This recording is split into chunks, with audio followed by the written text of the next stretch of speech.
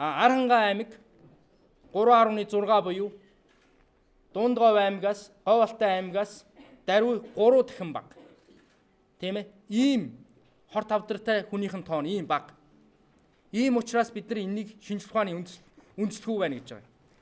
Энэ бол одоо эрүүл мэндийн яамны сайдын хамар дорн байж байгаа тоо баримт.